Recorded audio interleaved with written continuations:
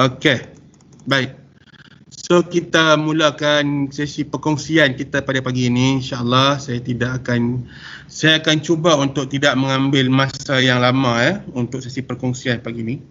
Baik, sebagai permulaannya, bila kita nak buat apa-apa sahaja program di mana-mana tempat ataupun nak propose something, kita nak propose something di mana-mana sahaja untuk apa-apa tujuan, pastinya kita perlu untuk menyediakan paperwork ataupun kertas kerja. So kertas kerja ni dia ialah satu dokumen bertulis, kan. Kalau kita setakat cerita-cerita dekat orang, kan, kita nak buat itu, kita nak buat ini, nak pakai itu, nak pakai ini, nak guna duit banyak ini. Kalau setakat bercakap dengan orang, benda tidak berekod. Percakapan dia tidak berekod. Jadi kalau kita buat kertas kerja, dia dalam bentuk yang berekod lah. Kan, dalam bentuk yang bertulis. That's why kita kena buat kertas kerja untuk menyatakan hasrat kita nak buat apa, kan, nak buat apa, nak guna apa, ataupun nak pakai duit banyak mana, kan, nak guna dana banyak mana. So itu tujuan kertas kerja secara amnya, kan, untuk menyatakan cadangan secara berekod dengan harapan cadangan itu akan diterima oleh pihak yang akan memberikan kelulusan lah. Kan, kalau kita pinjam, kalau kita buat kalau kita nak pinjam duit di bank, kan, biasanya kalau nak buat pinjaman untuk nak mulakan perniagaan, kita pergi bank pun minta kertas kerja juga, paperwork. Kan, kita nak buat perniagaan apa, nak pakai dana banyak mana, berapa tahun baru nak dapat pusingan untuk dapat keuntungan jangkaan. Kan, itu yang peringkat yang lebih serius lah.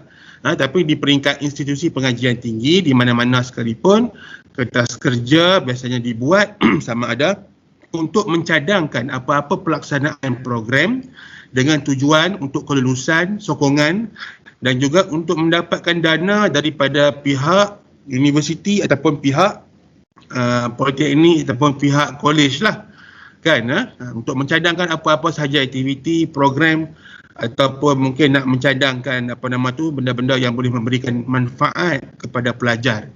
Jadi that's why perlu adanya kertas kerja kertas kerja di mana-mana sahaja pusat pengajian tinggi ataupun institusi pengajian tinggi IPT. Dan di politeknik ni of course lah, di politeknik juga tak terkecuali kita juga mengamalkan kaedah penggunaan kertas kerja. Bukan setakat hanya JPKK, saya percaya semua kelab perlu buat juga. Malahan kami dalam kalangan pensyarah pun bila nak buat program ke ataupun nak buat apa-apa aktiviti, kami pun perlu buat kertas kerja.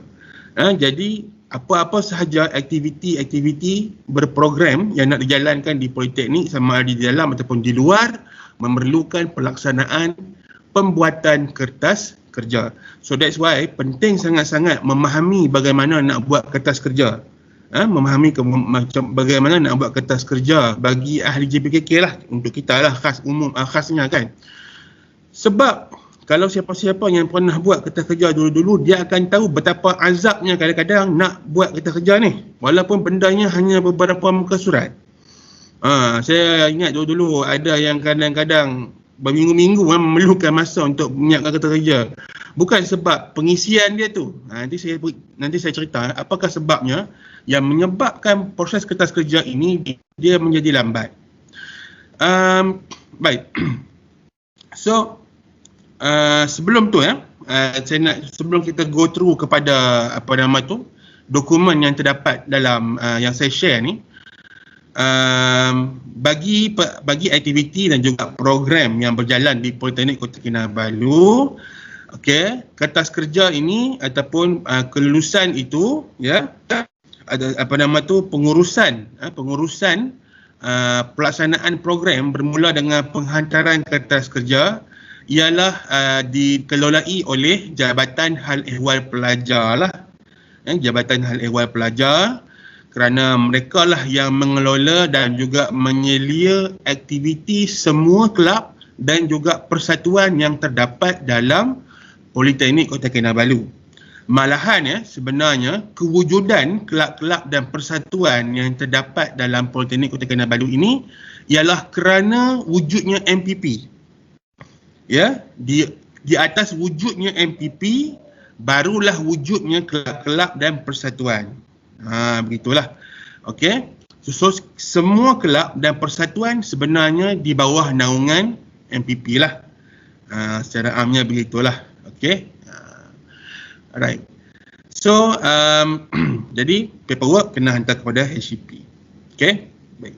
Dan yang mengeluarkan garis panduan pembuatan paperwork ini juga ialah Jabatan Hal Ehwal Pelajar. Sebenarnya ada ya, dia punya garis panduan kan, Alex? Garis panduannya ada sebenarnya. Saya ingat nanti Alex boleh share dalam file, boleh letak dalam file file MS Team kot. Boleh sir. Kan?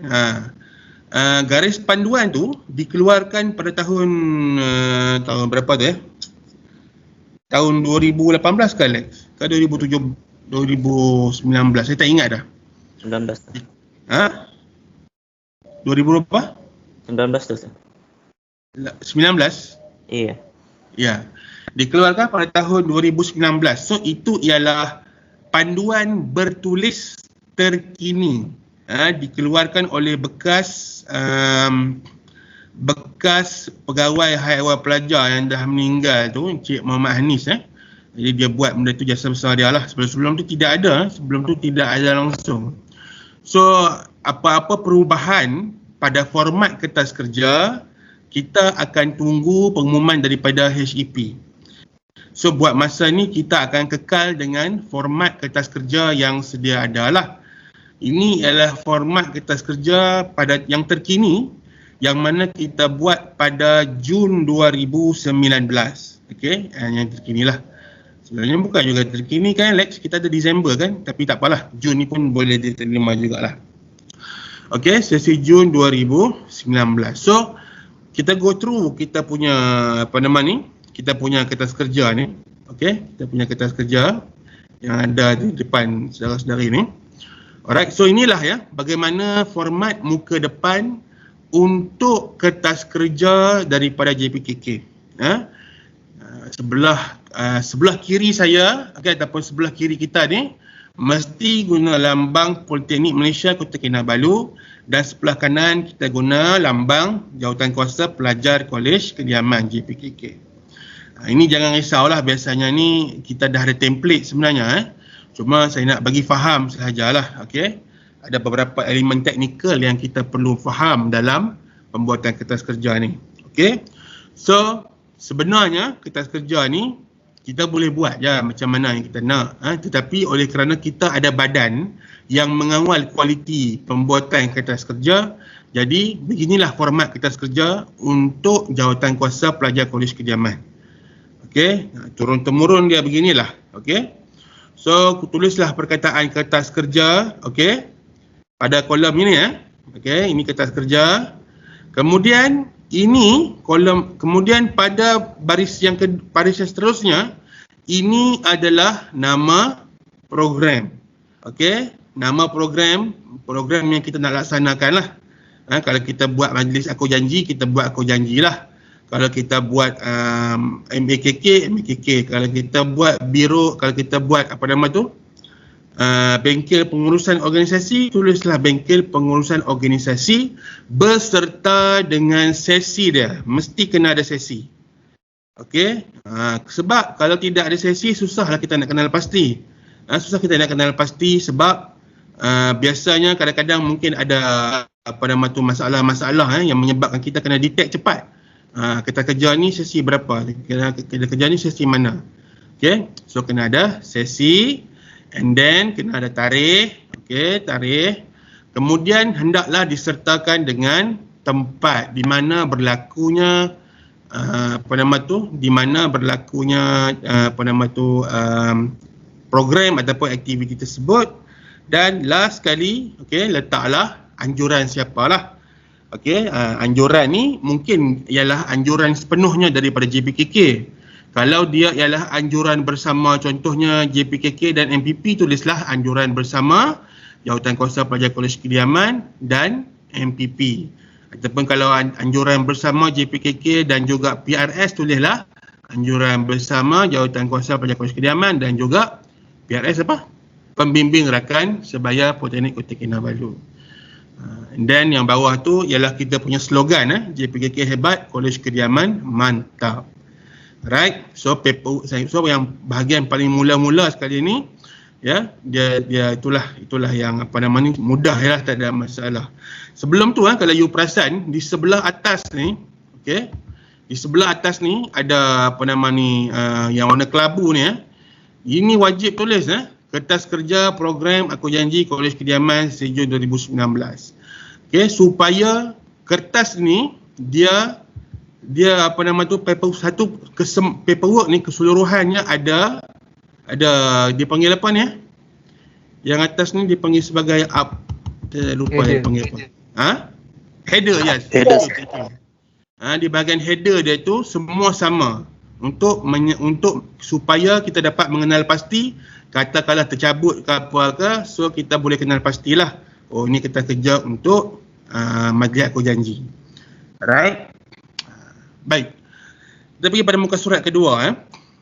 Ini ialah paperwork yang telah dijalankan dan memang dah ikut kepada format lah setahu saya, ya.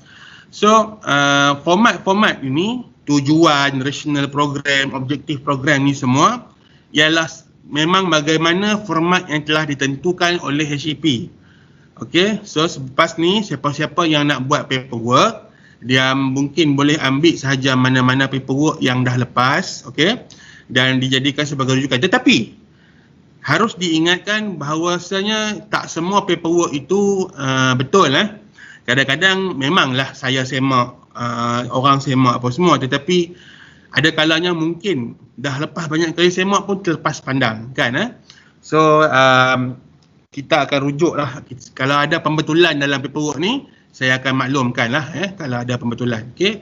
So of course, perkara pertama yang kita akan nyatakan ialah tujuan. Apakah tujuan kita untuk buat paperwork ataupun kertas kerja ini? So, nyatakanlah tujuan kita. Dalam ni kita kata tujuan kertas kerja ini disediakan adalah untuk memohon peruntukan kewangan. Cakap terus terang, kan? Untuk memohon peruntukan kewangan serta kelulusan. Dua benda ni yang kita nak. Satu, program nak diluluskan. Yang kedua, kita nak dapatkan peruntukan kewangan daripada pihak pengurusan tertinggi Politeknik Kota Kinabalu untuk mengadakan Majlis Aku Janji Kolej Kediaman peringkat Politeknik Kota Kinabalu. Okey. So, nyatakan tujuan. Tujuan ni simple je. Okey, kenapa nak buat apa?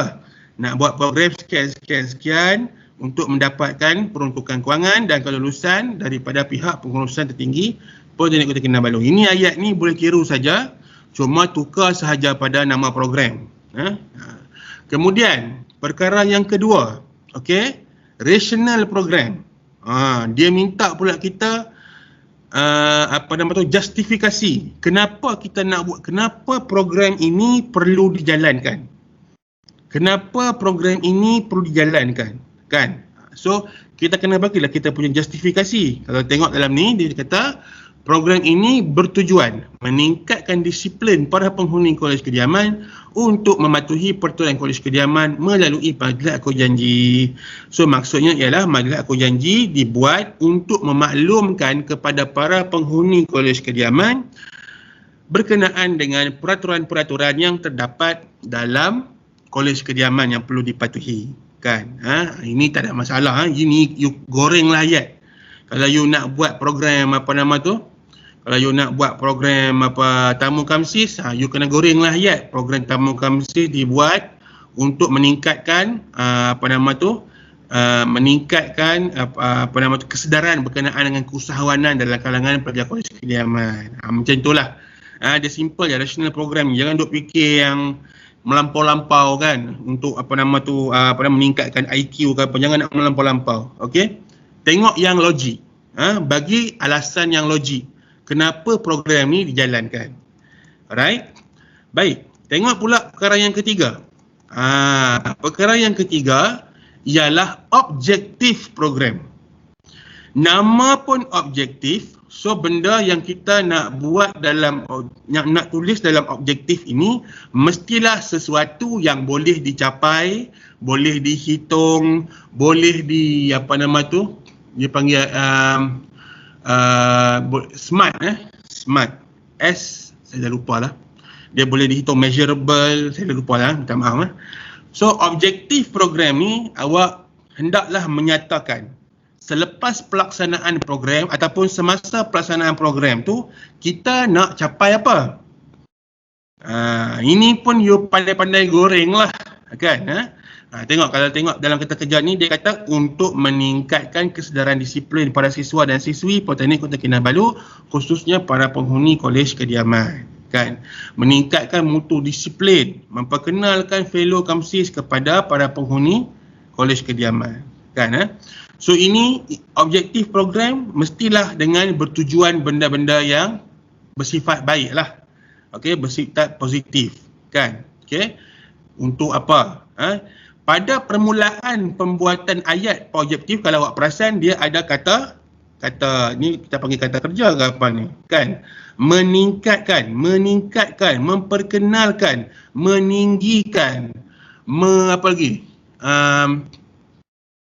melengkapkan. Contoh, mesti ada ayat-ayat yang mesti bermula dengan perkataan yang sebegitu. Okey, untuk menggambarkan kita nak capai apa. Okey, itu untuk objektif program. Permulaan ayat mesti ada kata kerja yang sebegini, meningkatkan, menambah mutu, mengurangkan, menurunkan, mengatasi, memperkenalkan, belaka. Kan, itu untuk mudah nak buat objektif program. Semulakanlah dengan kata kerja yang sebegitu.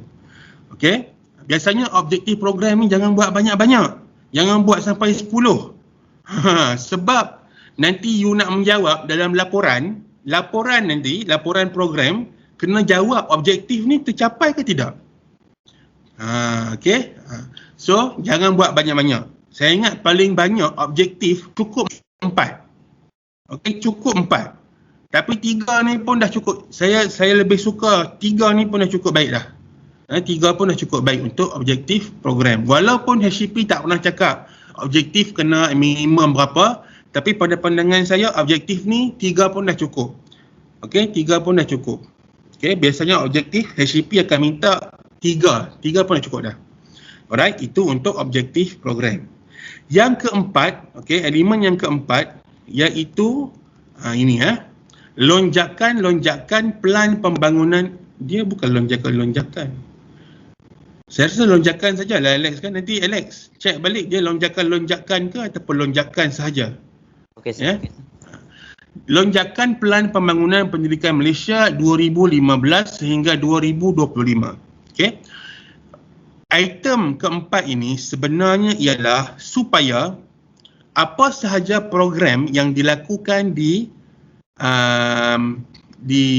dalam politeknik, okey, apa sahaja program yang dilakukan dalam politeknik hendaklah bertepatan, hendaklah menepati salah satu, salah dua, salah tiga kan, ataupun berapa banyak salah, ataupun maksud saya menepati at least satu kriteria yang terdapat dalam 8 lonjakan ni. 8 sekejap tengok balik, 10 ada 10 lonjakan. Lonjakan ni apa? Lonjakan pelan pembangunan pendidikan Malaysia ni ialah dasar yang dikeluarkan oleh Kementerian Pendidikan Malaysia. Okey, dulu politeknik dia diletakkan di bawah Kementerian Pendidikan. Jadi bila kerajaan bertukar, kita banyak kali bertukar kementerian. So sekarang ni kita di bawah Kementerian Pendidikan Tinggi. So Najib ada? Najib? Ada sir. Najib, dalam taklimat yang MPP tu hari, adakah kita masih lagi pakai lonjakan-lonjakan ni? Ingat tak? Masih pakai sir, masih. Masih pakai ya? Okey, masih pakai. Ya. So kalau masih pakai, okey. So kita kena pilih lah antara 10 ni. Contohnya kita buat majlis akor janji.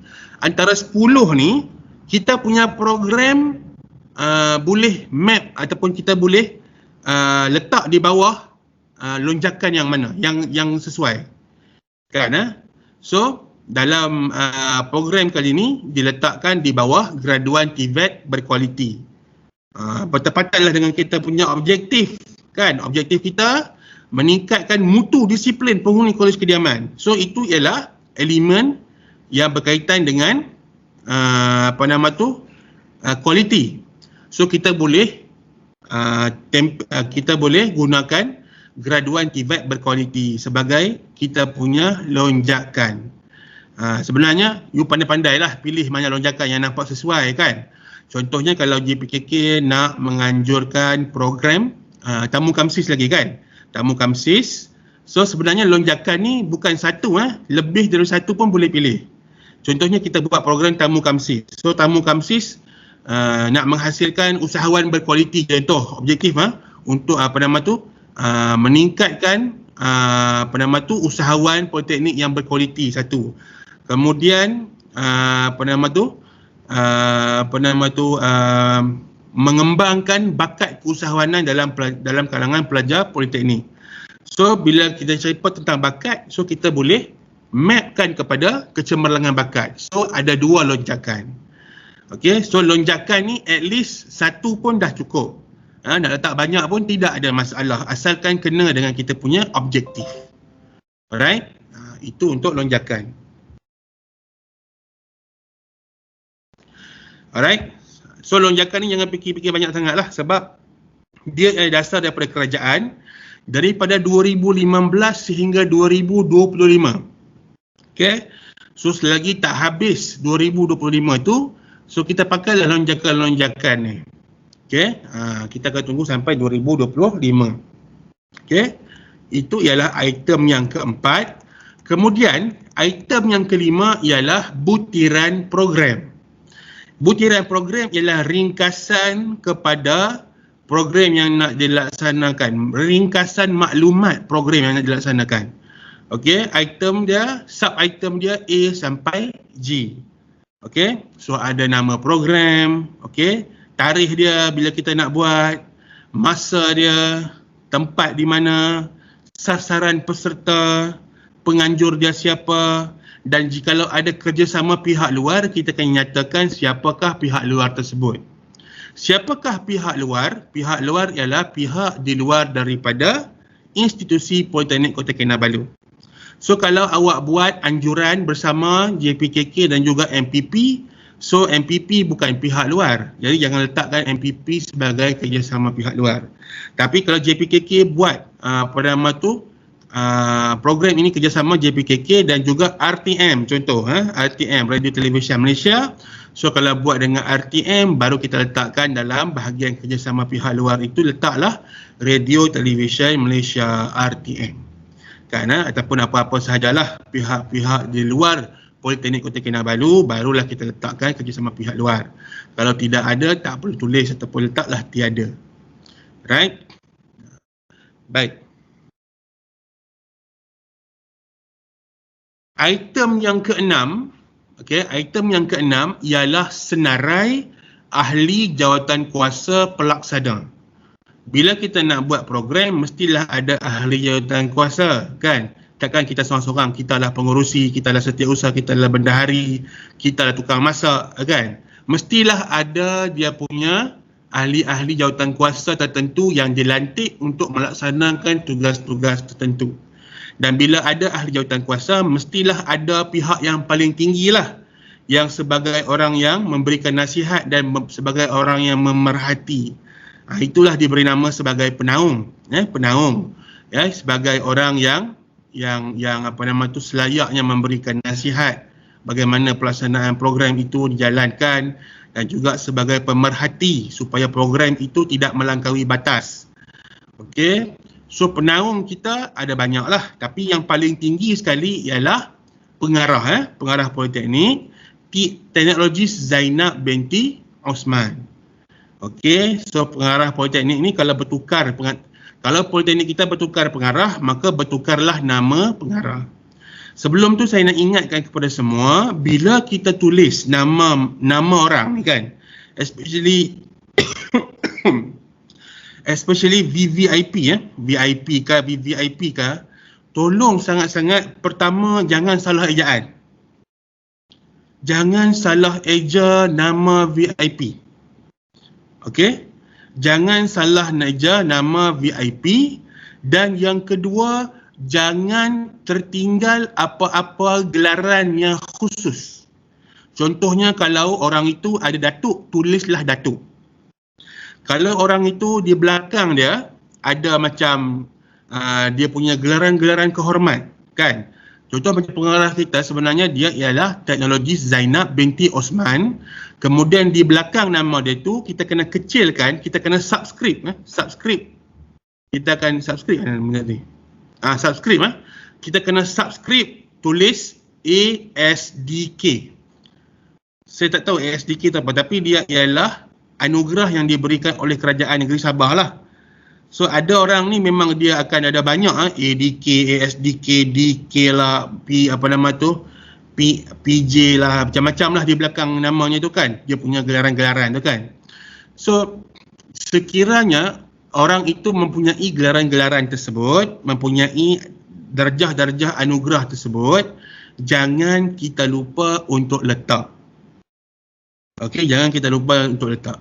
Tadi ingat tak saya kata antara kenapa kadang-kadang kita kerja ni ambil masa yang sangat lama untuk lulus? Ya, sebab ataupun kita kerja tu dia mengambil masa yang lama untuk disiapkan. Sebab bila jumpa dengan HEP ataupun pergi jumpa, contohnya jumpa saya penasihat kan, saya akan check ni paperwork. Check. Bila saya check nama, tiba-tiba saya kata, sudah. Okey, nama pengarah sudah salah. Sudah tertinggal dia punya gelaran-gelaran. So terpaksa awak patah balik. Okey, tukar. Lepas tu print balik. Kan? So, bila benda-benda kecil macam ni tidak diberikan tumpuan, akan menyebabkan proses pembuatan kertas kerja tu jadi lama. Alright, so pastikan benda-benda kecil macam ni kita kena jadi lebih peculiar. Okay, kita kena jadi lebih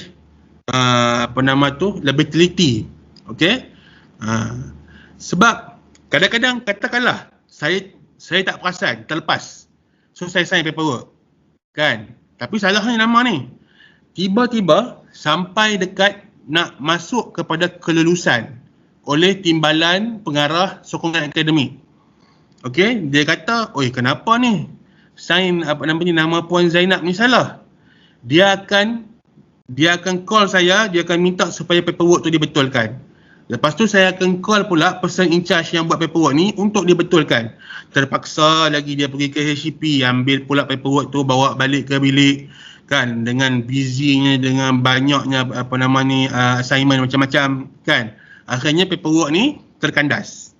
Kan, itu yang menyebabkan kita punya paperwork kadang-kadang lambat. Sedangkan dalam keadaan sekarang ini, paperwork tak boleh lambat.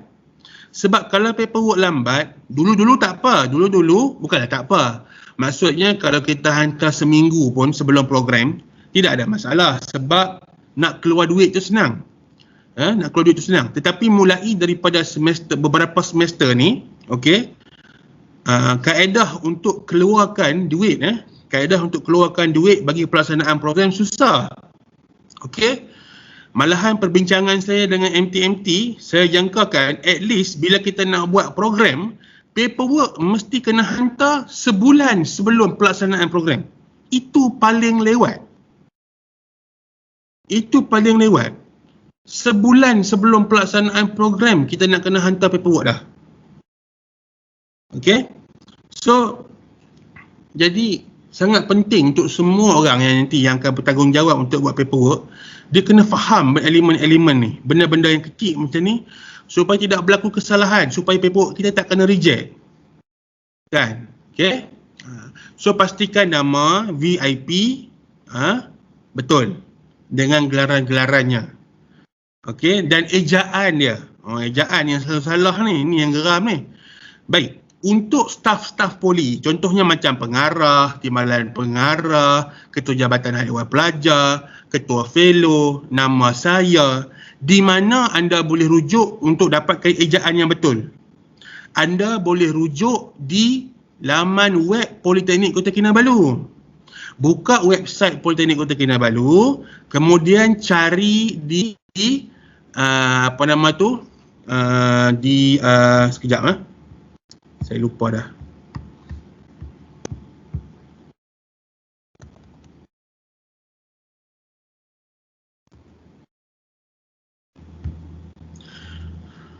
Buka website Kota Kinabalu, kemudian cari di directory staff. Directory staff. Okey. Kemudian awak kena tahu orang tu dia daripada mana. Kalau dia ialah pengarah politeknik, so awak cari dia di jabatan pengarah. Kan Kalau pengarah, timbalan pengarah, okey, awak boleh cari di ruangan jabatan di ruangan pejabat pengarah. Kalau orang itu ialah ketua jabatan hal ehwal pelajar, awak boleh cari di ruangan jabatan hal ehwal pelajar. Kalau awak cari saya, Sir Uzair, apa nama sebenar saya, macam mana nak eja, tiba-tiba tak tahu. Kan, awak cari di jabatan. Jabatan mana orang itu berada. Kalau saya di jabatan awam. So tekan jabatan awam, carilah nama saya. So itulah ejaan sebenar saya. Okey? So jangan, bila tulis nama ni, jangan main tulis saja. Pastikan ikut macam mana ejaan sebenar yang mana awak boleh dapatkan daripada laman web Politeknik Kota Kinabalu. Okey? Ni mesti mau kena ingat sampai bila-bila. Right? Baik. Itu ialah penaung. Yang mula-mula penaung. Lepas tu, okey, ketua fellow Kolej Kediaman lah. Sebab ketua fellow ialah kita punya ketua untuk program yang berjalan di dalam Kolej Kediaman. Okey, so tulislah nama ketua fellow. Kalau ketua fellow Cik Mazlan, tulis Cik Mazlan lah. Okey, before that, di atas ni, di bahagian penaung ni, so ada pengarah politeknik, satu, kemudian timbalan pengarah sokongan akademik. Okey, timbalan pengarah sokongan akademik, kemudian kita ada ketua jabatan hak ehwal pelajar. Kemudian yang keempat ni, ketua unit Kolej Kediaman ni sudah tidak wujud. Ni dah tak wujud. Ni jangan pakai, ni jangan pula nanti kita buat program, tiba-tiba masih ada nama teknologis Jumriani ni. Ini dah jadi sejarah, ini dalam lipatan sejarah sudah. Orang ini dan jawatan ini tidak lagi wujud dalam Politeknik Kota Kinabalu. So lepas ni, bila kita buat apa-apa program, you all boleh padam nama ni, cukup berhenti setakat ketua jabatan hal ehwal pelajar. Dan ketua jabatan ehwal pelajar kita juga sekarang bukan lagi teknologis Muhammad Sadiqin, dah bertukar. So, siapa yang menjawat jawatan yang sekarang ini, you all boleh rujuk juga kepada laman web Politeknik. Siapa pengarah sekarang, siapa timbalan pengarah sokongan akademik, siapa ketua jabatan hal ehwal pelajar. Okey? So itu boleh rujuk daripada website Poli. Sepatutnya you all kena tahu ni siapa pengarah, siapa TPSA, timbalan pengarah sokongan akademik, siapa KJHCP. You all mesti tahu yang terkini siapa, you all mesti ambil tahu. Alright? Baik, selepas itu, okey, ketua fellow Cik Mazlan, kemudian barulah masuk nama saya. Selaku penasihat satu, okey, penasihat ini ialah penasihat program. Okey, penasihat program. Kalau penasihat program itu saya, maka saya lah. Kalau penasihat program itu contohnya macam Izan nak buat program untuk program kerohanian, penasihat dia ialah Ustaz Raja. Kan biasanya MT di awal semester dia akan umumkan siapa dia, ataupun semester ni tak umum lagi kan, siapa penasihat program sebab tak ada program. Okey, penasihat program akan ditentukan dalam mesyuarat di antara MT dan juga saya lah. Okey, kita akan tetapkan siapakah penasihat yang sesuai untuk program tu.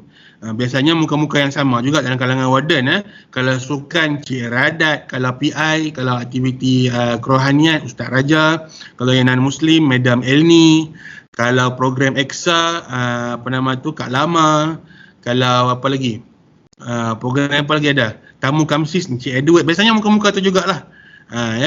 Nanti kita akan tengoklah macam depan kalau ada program you akan nampak lah. Okey, penasihat program ni bukan saya, saya ialah penasihat JPKK. Tapi kalau program itu memang dikhaskan untuk saya jadi penasihat, baru letak nama saya. Kalau tidak, letaklah nama penasihat program. Kalau penasihat program, kalau buat tamu-tamu Kamsis, penasihat dan Encik Edward, letak nama Encik Edward. Penasihat 1, penasihat 2 ini penasihat 2 sekiranya ada. Kalau tak ada, padam penasihat 2. Kalau penasihat program hanya seorang, letak seorang saja. Tak payah penasihat 2. Kalau ada penasihat 2, penasihat 3, baru tambah. Kalau tak ada, tak payah. Dalam contoh kertas kerja ni, ada penasihat 2, so baru diletak penasihat 2. Dan selepas itu, barulah letak nama pengarah program PP, okey? Pengarah program, dan dalam contoh ni pengarah program dia pun ialah Ricky Ambuang, kan? Berik kita, okey? Ricky, okey? So letaklah ikut urutan siapa pengarah program, nama timbalan pengarah program, kemudian setiausaha, bendahari, ini semua mesti ada. Setiausaha, bendahari, alright? Lepas tu baru letak AJK pelaksana program.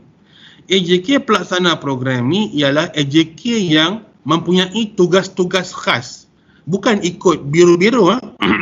AJK pelaksana program ni ialah AJK yang diberikan tugas-tugas khas yang akan diumumkan oleh pengarah program sendiri nanti dalam mana-mana mesyuarat.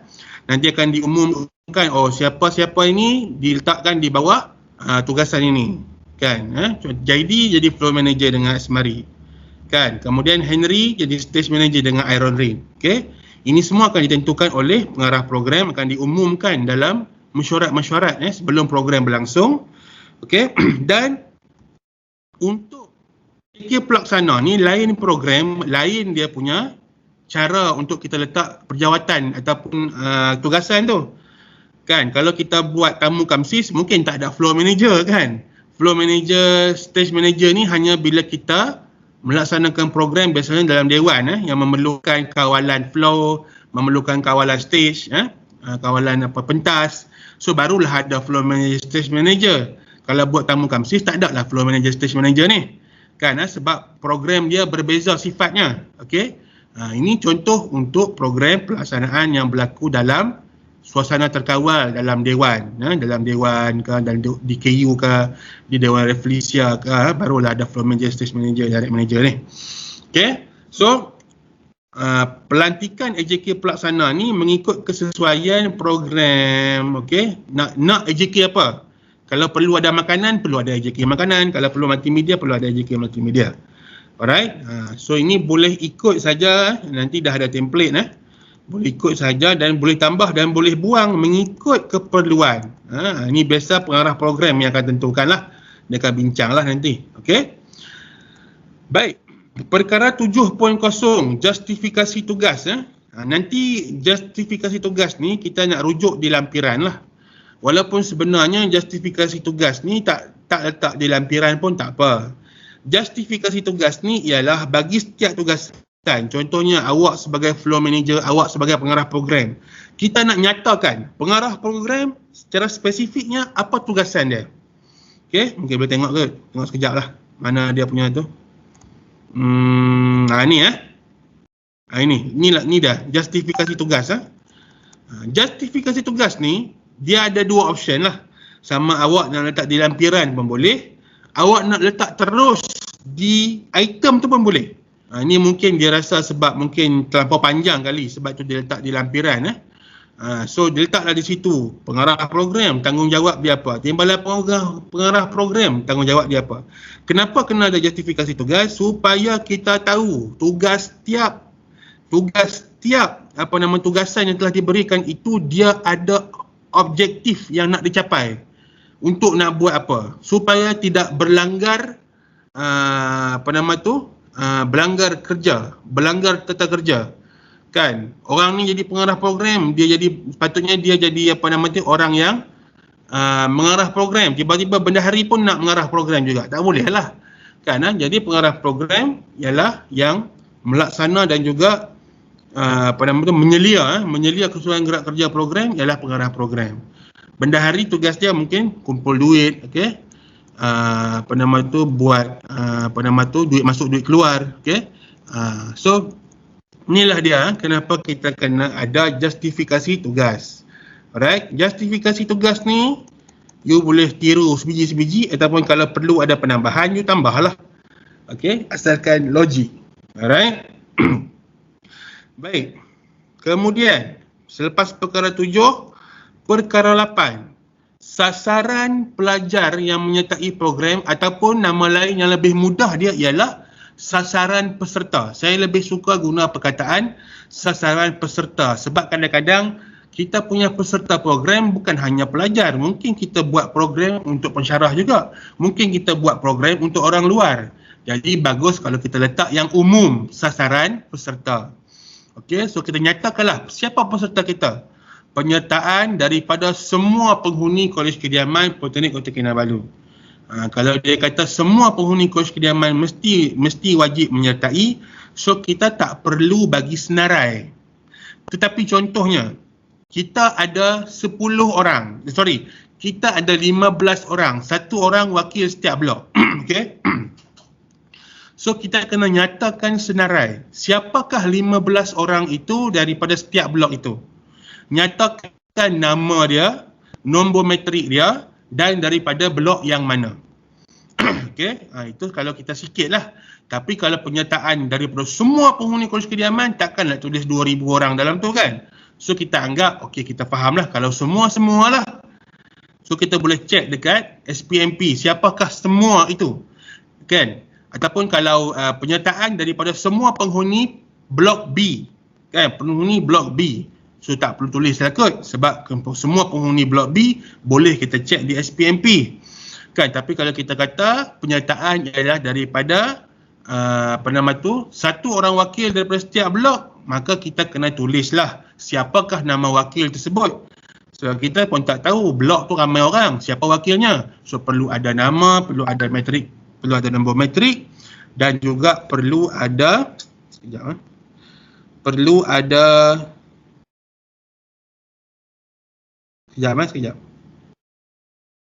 Okey. Dan juga perlu ada blok mana dia berasal. Okey. Baik, itu 8.0 sasaran pelajar ataupun sasaran peserta. Okey, sasaran peserta. Seterusnya ialah ini bahagian yang paling penting yang selalu dicek juga oleh kita punya penaung iaitu atur cara program. Okey, atur cara program ialah satu susunan bagaimana program itu dilaksanakan mengikut curutan masa. Kan, kalau program tu berjalan daripada jam berapa sampai jam berapa dan perlu ada susunan aktiviti lah. Okey, ni saya rasa semua orang pun tahu. Okey. Ni tak ada masalah program ini semua tak ada masalah lah. Okey, ni akan dibincangkan bersama dengan PP ataupun pengarah program lah. Okey, macam mana nak buat. Biasanya juga akan bincang dengan penasihat program. Okay. So ini saya anggap itu ialah perbincangan dalaman lah. Tak perlu sentuh lah. Yang penting you tahu apa itu item yang ke-9 iaitu atur cara program. Baik, selepas itu kalau tadi saya kata penting, ini ialah bapa segala penting. Bapa segala penting. Bila kita buat paperwork, bahagian inilah bahagian yang boleh membahagiakan dan juga boleh menyedihkan. Okey, anggaran pembelanjaan dan sumber peruntukan. Okey, dekat sinilah kita nak bagi tahu kepada pihak yang kita nak minta dana tu, kami nak beli sekian benda. Okey, sekian benda tu berapa harga dia seunit. Kemudian kali dengan berapa kuantiti yang diperlukan, boleh dapatlah berapa jumlah yang perlu dipakai. Okey. Seingat saya untuk kertas kerja yang paling terkini yang pernah JPKK buat dan saya pernah handle, seingat saya pada bahagian perkara you tak boleh tulis sembarangan macam tu yang terlampau umum. Contohnya makanan, minuman. Ini seingat saya, last saya buat paperwork, seingat saya dia tak nak kita tulis yang umum macam ni. Makanan, minuman. Dia nak macam mana? Dia nak contoh. Makanan tu, makanan bila? Makan pagi, makan tengah hari. Okey, contohnya kita tulis tajuk besar dia makanan kan. Kemudian bawah makanan. Saya minta maaf, saya tak boleh nak saya tak boleh nak edit edit paperwork ni sebab saya punya office tak ada license saya belum lagi crack. Jadi saya tak dapat tunjuk contoh lah, saya sebut je lah. Contohnya makanan tajuk besar dia, kemudian di bawah makanan tulis 1 makanan pagi. Okey, makanan pagi.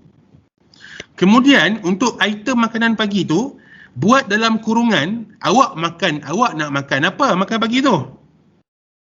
Okey, buat sub item lagi. Nasi lemak, kemudian air kotak, contoh. Barulah awak letak berapa kuantiti nasi lemak yang nak dibeli, berapa kuantiti air kotak yang nak dibeli. Lepas tu letaklah berapa harga nasi lemak seunit, berapa harga air kotak seunit. Kemudian darablah kuantiti dengan harga seunit, so you akan dapat berapa harga nasi lemak contohnya untuk 50 orang. Kan? Nak beli nasi lemak untuk 50 orang, kuantiti 50, harga seunit nasi lemak RM1, so 50 darab RM1, RM50 pada jumlah. Pada minuman pun sama, air kotak sekotak RM1, perlukan 50 kuantiti, so 50 kali RM1, RM50. Dia nak detail yang macam tu. Okey, dan kalau perlu ada makan tengah hari, state pula makan tengah hari. Makan tengah hari, kemudian tulis lagi di bawah, makan apa? Nasi putih. Contohnya set nasi putih, lauk dan juga sayur. So, kuantiti yang diperlukan perlu ada 50 set. Harga satu set untuk nasi, sayur dan juga nasi, sayur dan juga lauk ialah RM5 contoh. So 50 kali RM5, RM250 jumlah. Dia nak detail sampai tahap macam tu. Dia tak nak yang sekadar kita tulis okey makanan, minuman. Dia tak nak macam tu. Sekarang ni dia nak detail. Okey. Kemudian, okey, yang kedua tu sijil. Okey, dia tak apalah. Sijil ni okey. Okey, ink printer, kemudian poster. Ni tak ada masalah. Okey, ni tak ada masalah. Okey. Malahan untuk item-item yang lain ni kan, perlu nak kena maklum. Kalau beli hadiah, contoh beli hadiah. Hadiah tu kena maklum, hadiah apa? Hamper, ataupun plug, medal. Kena nyatakan hadiah tu jenis apa. Contohnya awak nak beli hamper kan. So nyatakan, tulis di situ set hamper. Set hamper bermaksud satu hamper tu dia ada set-set dia lah kan. Okay. Kemudian tulis kuantiti nak berapa. Contohnya nak 10. Berapa harga satu set? RM30. So 10 dah RM30, RM300 jumlah. Okey, hamper tak payah tulis. Kalau kandungan hamper tu tak payah tulis lah. Nak air botol lepas tu nanti banyak pula kan. Cukup awak tulis satu set hamper berapa harga. Begitu. Anggaran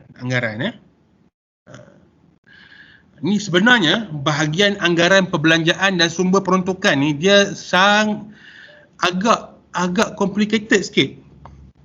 Dia tak semudah macam yang saya duk cerita ni. Kalau tanya kepada senior you all yang lama-lama, dia orang akan tahu tu. Kadang-kadang dah buat dah, dia tak puas hati. HEP dan juga pengurusan sentiasa ada perkara yang dia takkan puas hati pada kita punya anggaran perbelanjaan dan peruntukan. Dan kadang-kadang boleh bagi sakit hati, dia siap boleh potong lagi kita punya data, kita punya permintaan tu. Contohnya nak makanan tadi kan, nasi lemak harga RM1, dia tak puas hati. Dia akan cakap, mana ada nasi lemak harga RM1? Contohlah kan, nasi lemak paling mahal 50 sen. Contoh. Kan? Dia kata macam tu kan. Pam, dia potong 50 sen. Di situlah tanggungjawab saya nanti nak kena menjawab dengan dia. Kenapa nasi lemak tu harga RM1? Okay. So kadang-kadang dia terima alasan saya, kadang-kadang dia tak terima. Okay. Itu peringkat saya dah tu. Kan, peringkat saya nak defend paperwork ni. Kan, kalau dipanggil lah kan. Jadi bahagian anggaran perbelanjaan dan sumber peruntukan ni adalah antara bahagian yang boleh menggembirakan dan boleh mendukacitakan. Kadang-kadang minta 700, dia potong 50 kah, dia potong 100 kah, kita boleh pejamatan lagi. Kalau dia potong separuh, lama kan, jenuh. Lepas tu you nak kena rearrange balik program. Macam mana kita nak cut bajet ni, nak cut bajet dekat mana, So bahagian ni lah bahagian yang sangat mencabar dan boleh menyebabkan, tadi saya kata yang bahagian salah nama tu boleh menyebabkan banyak kali boleh tukar-tukar kerja kan. Bahagian perbelanjaan ni paling kerap lah yang menyebabkan you terpaksa ambil balik kerja tu dekat SCP, bawa balik, tukar balik, bincang balik dengan penasihat macam mana nak bagi ngam kita punya perbelanjaan, hantar balik, kemudian dia tak puas hati lagi, ambil balik, hantar balik.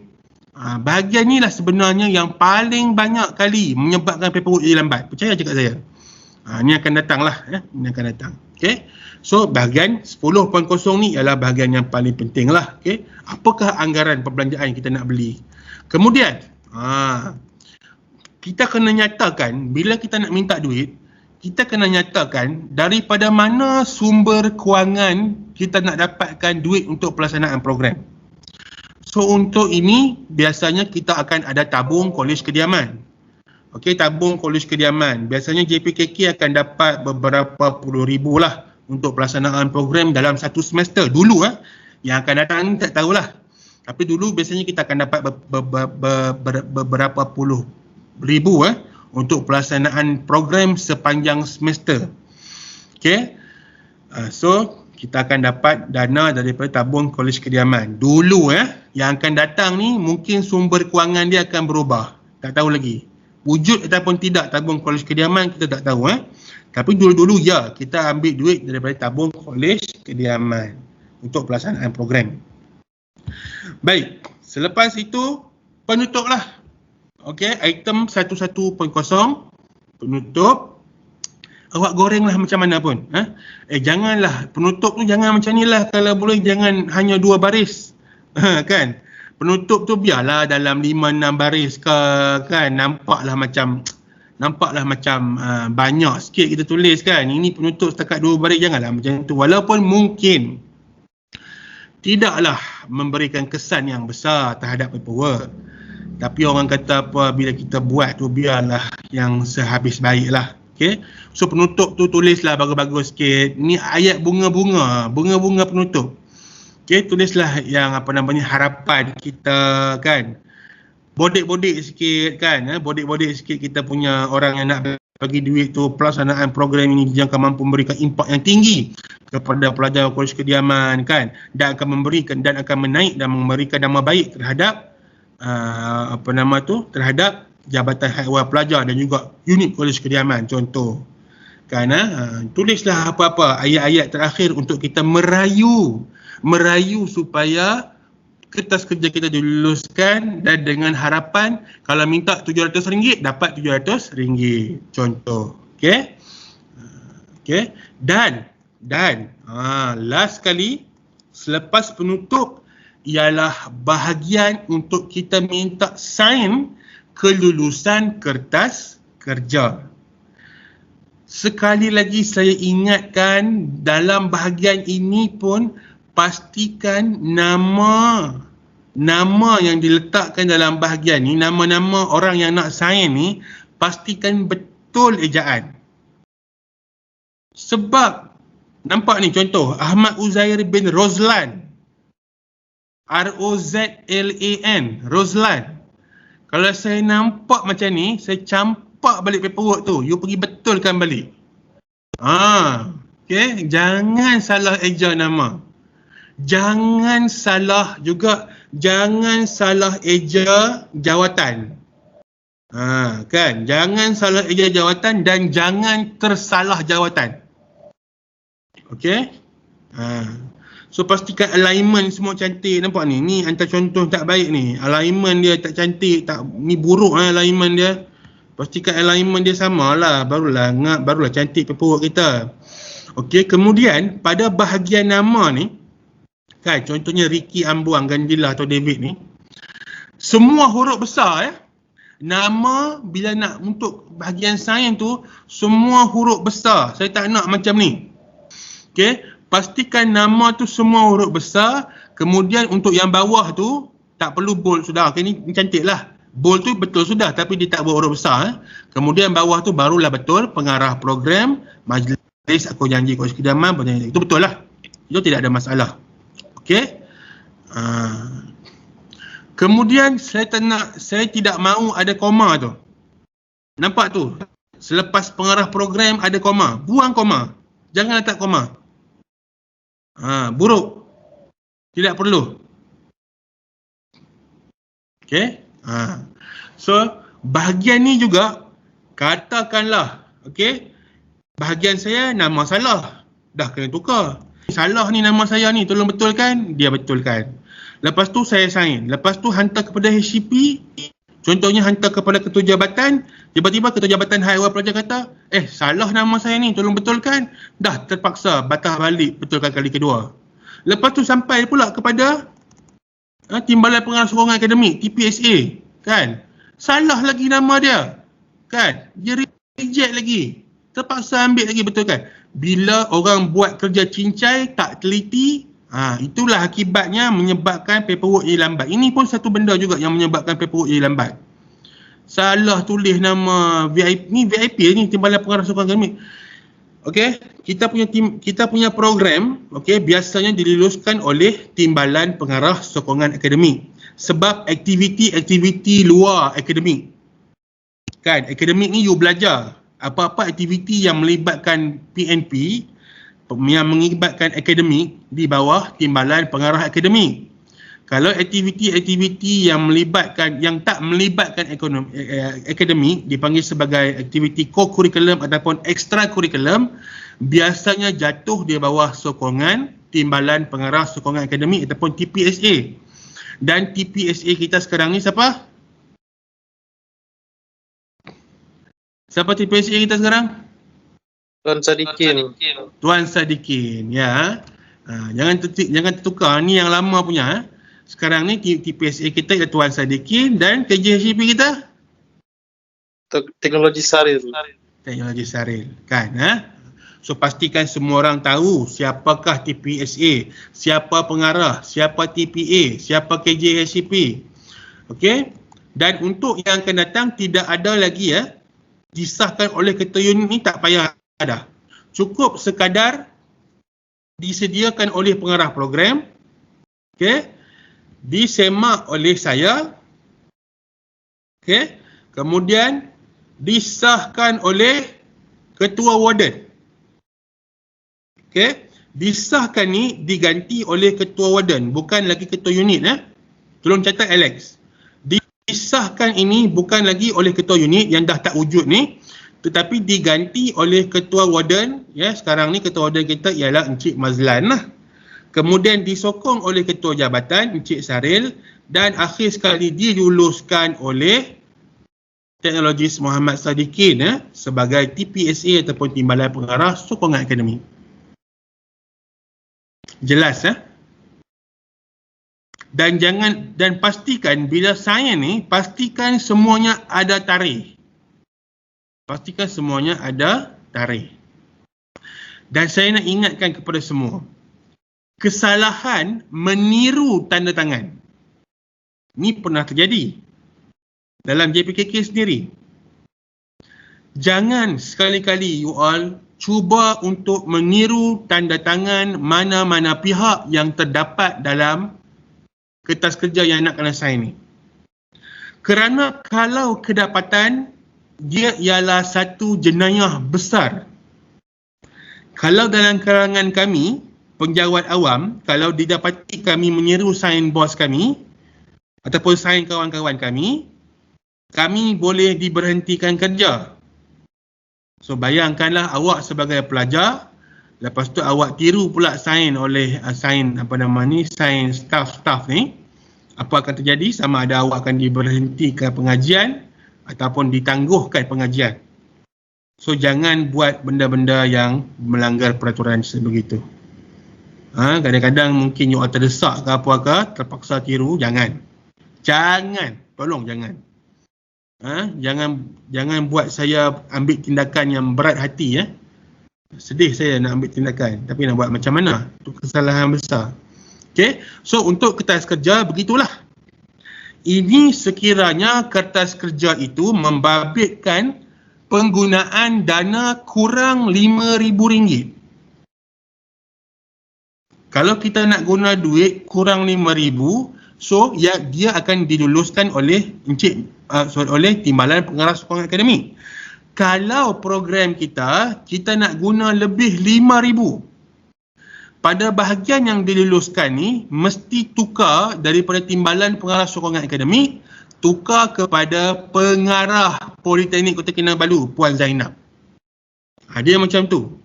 Program bawah RM5,000, TPSA sign ataupun TPA, bergantung kepada program di bawah naungan siapalah.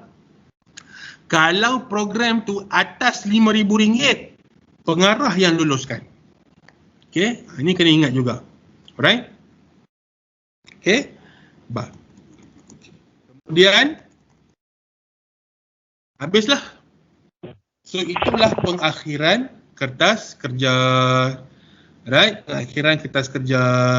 Okey. Iaitu pada bahagian sign untuk kelulusan. Okey, sign untuk kelulusan. Right? Sekejap, saya minta maaf, saya nak betulkan sedikit. Saya nak betulkan sikit fakta tadi, saya minta maaf. Pada bahagian yang disemak, disemak oleh penasihat program. Minta maaf, saya tersilap. Disemak oleh penasihat program. Kalau penasihat program itu ialah Ustaz Haider, so Ustaz Haider lah sign. Bergantung kepada biro yang melaksanakan ataupun penasihat yang melaksanakan lah. Kalau penasihat tu Encik Mazlan sign. Kalau penasihat tu Cik Radat sign. Dia bukan penasihat JBKK. Yang disemak ialah oleh penasihat program. Disahkan barulah oleh penasihat Jawatan Kuasa Pelajar Kolej Kediaman Politeknik Kota Kinabalu. Okey, jangan keliru. Pertama disemak oleh penasihat program, kemudian disahkan oleh saya selaku penasihat Jawatan Kuasa Pelajar Kolej Kediaman. Yang lain tu sama. Okey, sorry. Itu yang saya nak buat pembetulan. Okey. Alright. Ada sebarang soalan setakat ni berkenaan dengan paperwork? Saya rasa dia tak ada masalah. Cuma kadang-kadang saya rasa paperwork ni dia dah ada template. Cuma masalah kita ialah cuai. Kan, mentang-mentang dah ada template, kan? Kadang-kadang tu ada yang tulis mula huruf kecil apa semua. Saya pantang betul kan saya nampak benda-benda yang penulisan yang menampakkan macam cincai punya kerja ni. Okey. Bila buat paperwork ni tolong jangan cincai, jangan cancai, buatlah betul-betul. Okey, kalau mula ayat tu gunakanlah perkataan tu huruf besar. Okey, nampak kecil benda tu. Tapi dia menggambarkan kita ni orang yang macam mana bila buat paperwork, kan. So jangan buat yang main-main lah. Okey. Soalan setakat ni berkenaan dengan paperwork.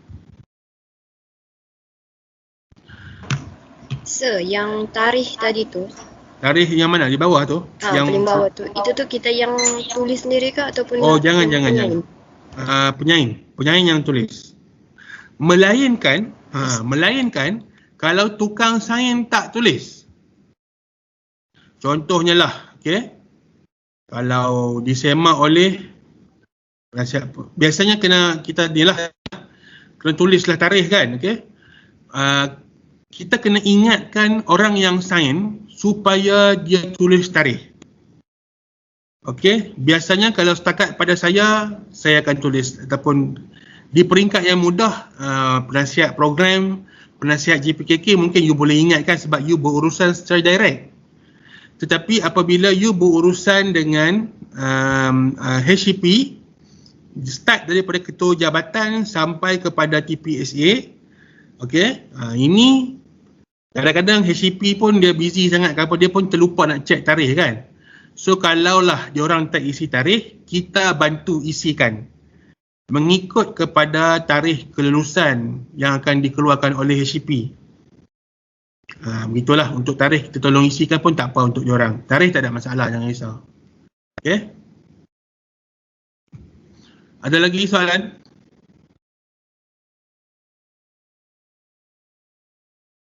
Jangan tiru sain je. Untuk makluman semua jangan risau, sebenarnya template untuk program-program sedia ada, semua ada. Cuma bayangkan tiba-tiba satu hari nanti kita nak buat program baru, maka you all need to start from scratch lah. Kan? Kalau ada program yang baru, kena mula daripada awal. So jangan hanya harap kepada template, pastikan kita tahu sebenarnya proses pembuatan paperwork tu kan. Okay? Proses pembuatan paperwork tu mula dengan apa sampai apa. Sebab bila ada program baru nanti tidaklah kita macam mengelupur tak erti nak buat apa semua. Okay? At least you tahulah sikit-sikit untuk mulakan asas nak buat paperwork. Right?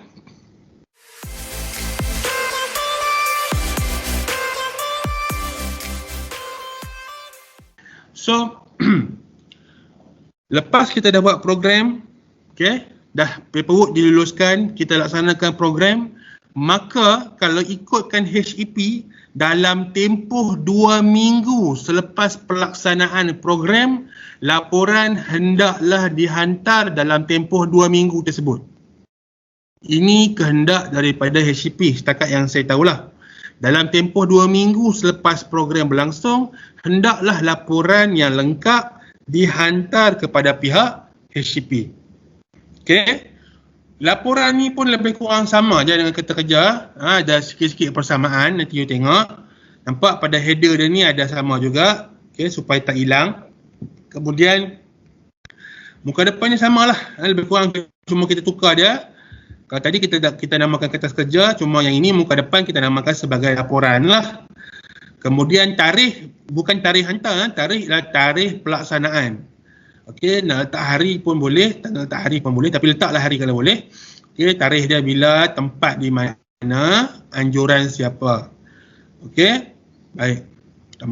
Tempat ni kalaulah tiba-tiba, contohnya lah, asalnya kita dalam paperwork kita buat di Dewan Reflesia. Tapi tiba-tiba berubah kita buat di DKU kan. So tempat ni kita letaklah tempat yang terkini, yang betul-betul kita buat dalam program. Kalau kita buat di DKU, letaklah di DKU. Walaupun paperwork kita tulis Dewan Reflesia, tapi mungkin atas masalah-masalah tertentu Dewan Reflesia tak boleh guna. So kita buat di DKU, so tulislah tempat tu di Dewan Kuliah Utama. Okay, contoh. Okay. Kemudian anjuran siapa ni samalah lebih kurang. Kemudian pengenalan program ni you all tiru je sebiji-sebiji daripada paperwork. Ini boleh ambil daripada paperwork objektif program, tiru sebiji-sebiji daripada paperwork. Lonjakan ni pun tiru sebiji-sebiji daripada paperwork. Okay? Kemudian impak program. Impak ni ialah kesan kita pelaksanaan program itu terhadap objektif. Terhadap pelajar.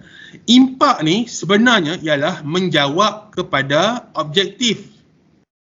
Kan? Okey. Contohnya objektif kita, okey, membentuk disiplin dapat dalam diri penghuni Kolej Kediaman. Tengok pada item 2.0 kita kata, kita ambil contoh ketiga, membentuk disiplin dalam diri penghuni Kolej Kediaman. Dalam bahagian impak dapat membentuk penghuni yang lebih berdisiplin. Macam tu je. Cuma tulis ayat yang first tu, tukar daripada membentuk, tukar kepada dapat membentuk. Kan? Ataupun dapat meningkatkan.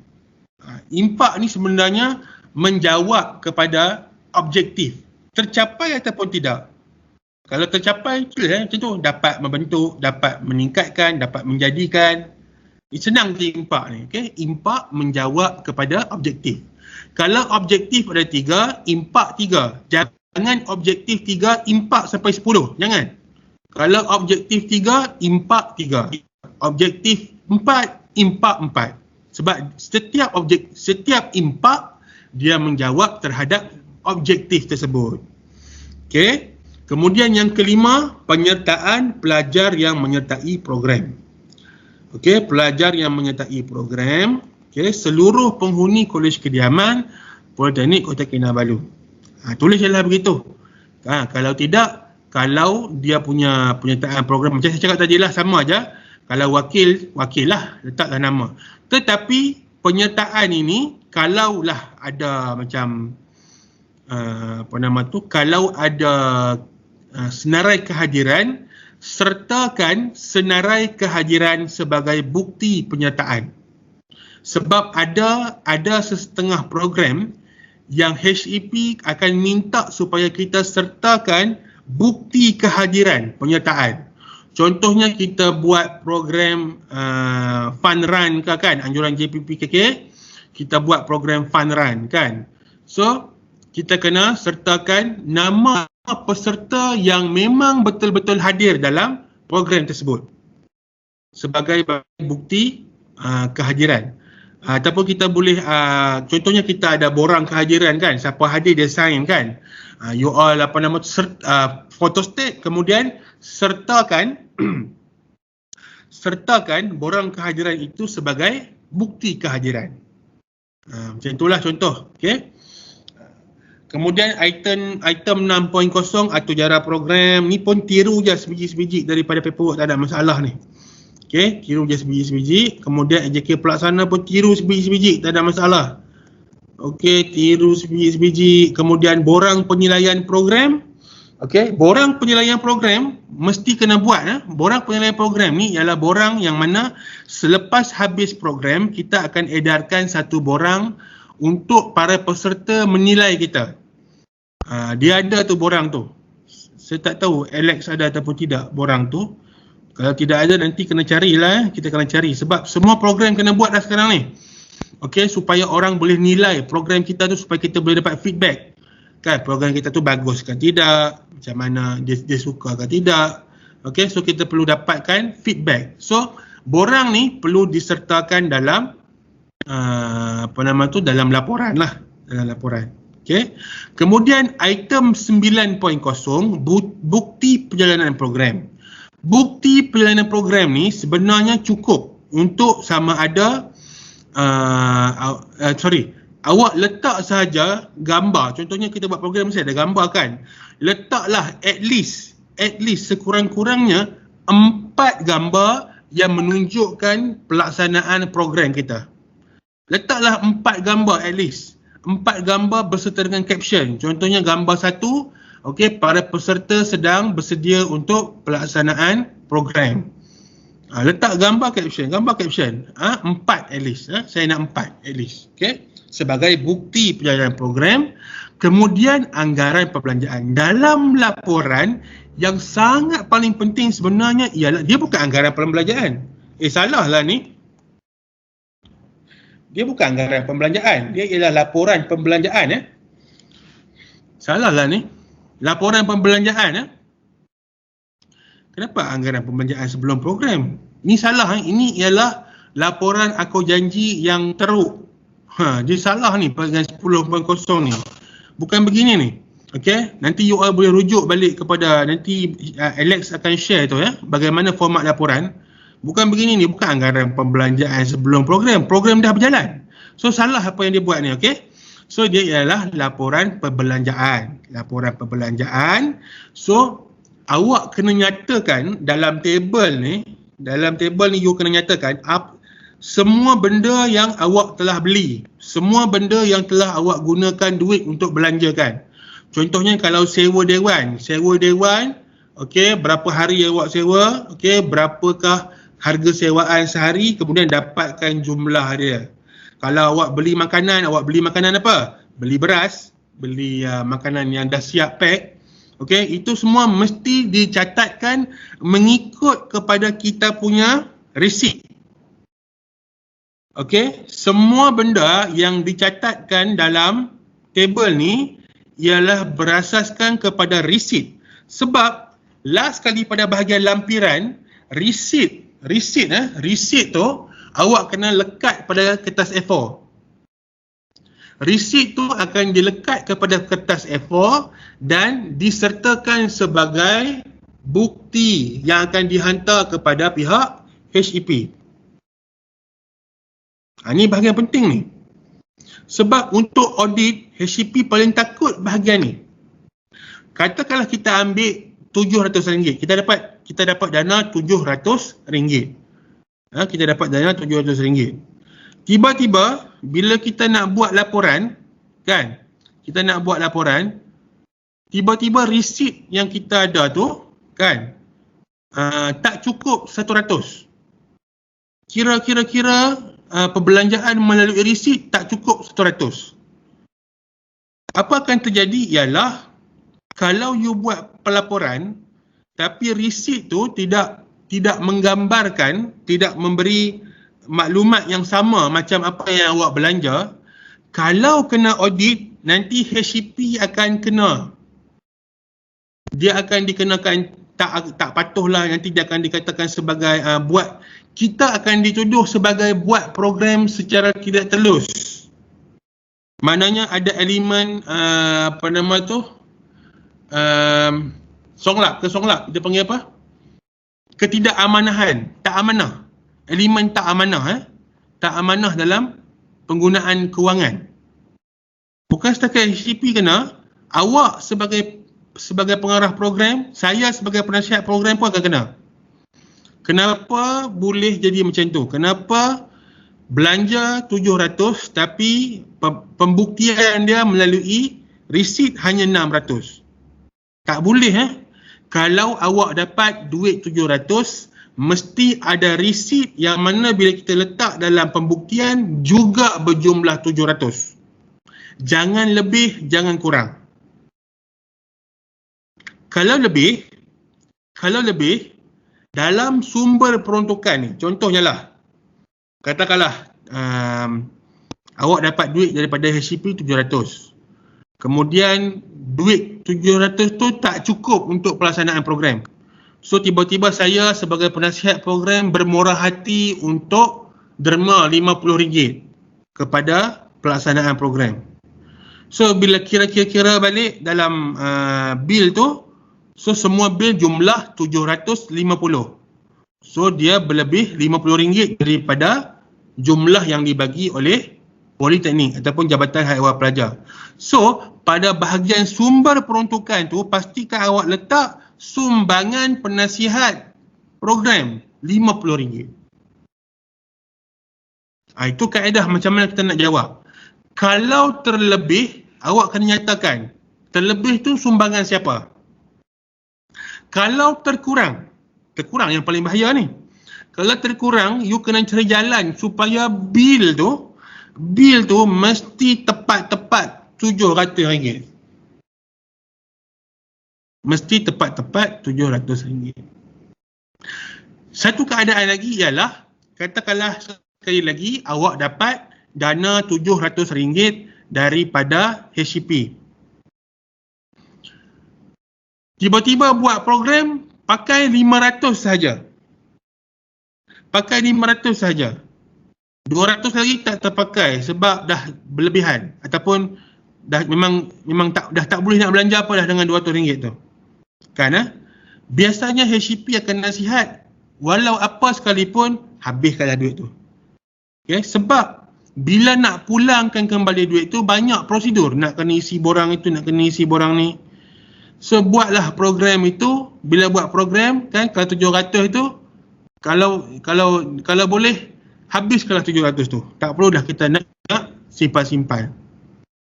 Tak perlu dah kita nak pulangkan balik pada HEP. Habiskan. Itu biasanya nanti akan dibincangkan bersama dengan penasihat program lah. Macam mana nak belanjakan duit tu dengan cara berhemah. Itu cerita lain lah nanti. Okay? So, dalam bab ni, dia letak anggaran perbelanjaan sebelum program. Tak payah letak lah. Nampak ni, dia ada tulis perbelanjaan selepas program. Kan? Ini je yang perlu. Okay?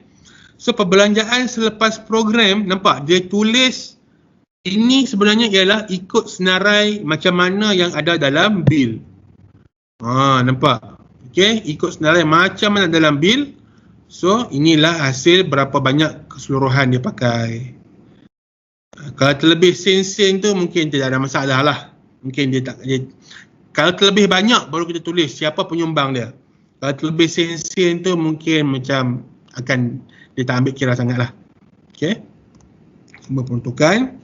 Last kali penutup. Okey. Dan okey. Ni pun salah ha. Bila laporan kertas kerja tak ada dah. Bukan tak ada, Dia ialah bukan kelulusan dan pengesahan program. Okey. Dia ialah sebab program dah jalan kan. Apa nama tu? Dia ialah pengesahan laporan. 12.0 ialah pengesahan laporan. Disediakan oleh siapa? Disahkan oleh siapa? 2 orang sahaja. Disediakan oleh pengarah program, disemak ataupun disahkan oleh penasihat penasihat jawatan kuasa pajak konsumen saya. Okey, bahagian ini disediakan oleh PP bukan disemak saya nak disahkan. Disahkan oleh penasihat JPKK iaitu saya. 2 orang saja. Tadi kalau untuk paperwork banyak orang sign. Kalau untuk laporan 2 orang sahaja. Cukup setakat PP kemudian disahkan bukan disemak, saya tak mau disemak. Disahkan oleh penasihat kelab iaitu saya. Okey. Dan sekali lagi disahkan ni tak perlulah tidak ada sudah ni. TS Jumrian ini tiada sudah, so padam nama dia, so terus disahkan oleh saya. Okey, disahkan oleh saya. So habislah laporan rasanya kan macam ni dia buat laporan ni, dia buat dia punya pembuktian. Ni pembuktian dia lah. Ada ada poster, ada gambar. Tapi sebenarnya gambar jangan gambar yang informal sangat. Gambar jangan letak gambar yang tak ada caption Pastikan gambar tu mesti ada caption di bawah dia tu kan. Contohnya gambar satu kan. Barisan pelaksana program. Contohnya gambar ni kan. Barisan pelaksana program. Okey. Jadi pastikan ada caption. Jangan biarkan kosong macam ni tak ada apa-apa tulisan. Pastikan ada caption. Alright. So untuk itu sahaja. Untuk laporan, untuk bahagian laporan itu sahaja. Ada soalan setakat ni? Saya cakap tak mau cakap lama kan. Sejam lebih juga ambil masa. Ya. Kalau kelulusan program itu terlibat kan? Sorry, tak apa jelas. Apa dia? Yang kelulusan program itu. Ini untuk yang paperwork kan? Paperwork kan laporan? Laporan, okey. Dia bukan kelulusan program Itu ialah mana dia? Ini kan Ini ialah pengesahan laporan. Tajuk untuk 12. Apa dia? Perlu 2 sahaja. 2 sahaja. Untuk laporan 2 orang sahaja yang sign. Pengarah program dan saya selaku penasihat JPKK. Cukup 2 orang. Okay, thank you. Walaupun saya tak pasti juga nanti adakah dia akan yang 3. Dia sama ada 2 ataupun 3 lah. Disediakan oleh pengarah program, disemak oleh penasihat program dan disahkan oleh saya selaku penasihat JPKK. Ini nanti format yang ini nanti saya akan update dengan dengan MT lah. Okey, yang mana yang terkini, okey? Dia sama ada 2 ataupun 3 orang saja yang sign. Okey? Kakak, boleh Boleh sir, thank you. Okey. Bahagian ni jangan risau, nanti saya akan bincang balik dengan MT sama ada 2 orang ataupun 3 orang yang nak kena sign. Nanti dia akan rujuk kepada yang terkini, format yang terkini